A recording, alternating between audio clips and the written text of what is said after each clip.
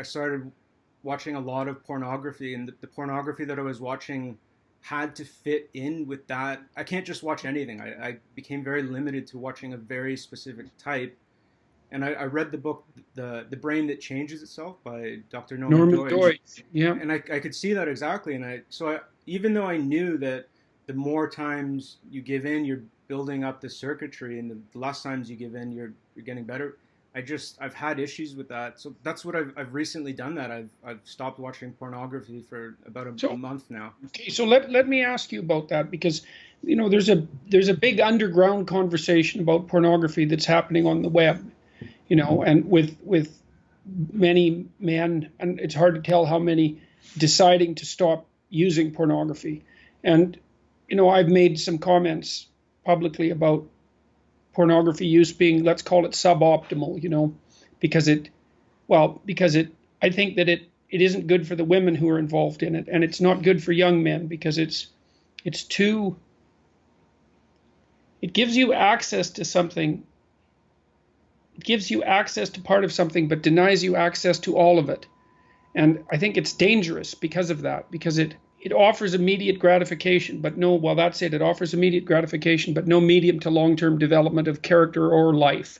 I guess that's it. And that seems to be a dangerous kind of trap. And the other thing is that it's also, and Norman has talked about this, Dr. Deutsch, we don't know what that kind of massive exposure to multiple virtual sex partners and does to the development of the sexual behavior and sexual gratification and sexual impulse and relationship in young men at all. So it's a technological marvel that's very dangerous, I would say, or at least it has the potential to be. So what do you think the pornography use did to you, and what utility, if any, has there been in stopping?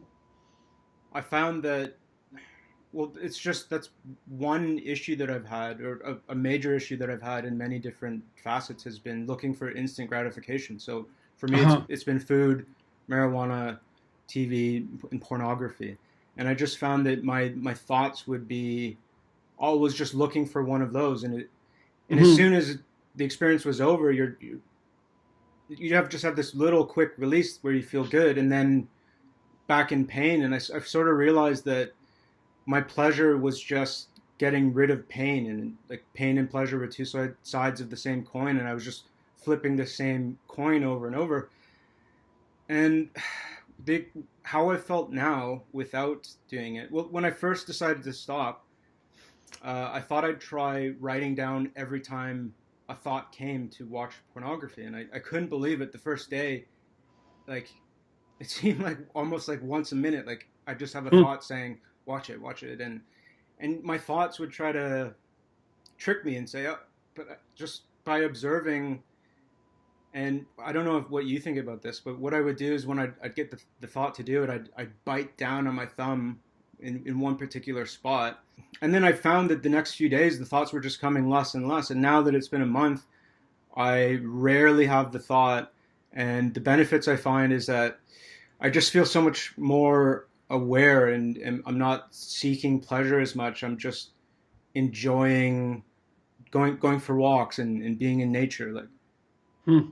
Well, it's your report is really quite reminiscent of an addiction, actually, because, and you mentioned this, and you did a good job of explaining it. If you engage in a behavior and then it's followed by a burst of pleasure, like an orgasmic release, then that behavior is going to be powerfully reinforced, and the circuitry that drives you to that behavior is going to become dominant, because behavior that culminates in a reward tends to become stronger. And that includes attitudes and ideas and thoughts and impulses and rationalizations, of exactly the sort that you were describing. Then you said that it really plagued you badly for the first day or two, and then started to decrease quite precipitously after that. And that's a good example of how behavior extinguishes if you cease rewarding it. And what has that freed you up to do? And what do you think that's going to do in terms of your willingness or ability to pursue long-term a long-term relationship? Well, for free time, I made a schedule after watching your personality lectures, and Yeah. I have obviously have a lot more time on my hands to do those things. And in terms of finding a partner, since I've been back in Canada, I haven't even, for a lot of times, I haven't approached women because I just feel that no matter what it leads to, I just have difficulties. Like on one occasion, there was a girl who was hitting on me, and we went on a couple dates, and it went great. She was attracted to me, I was attracted to her. We had a great time.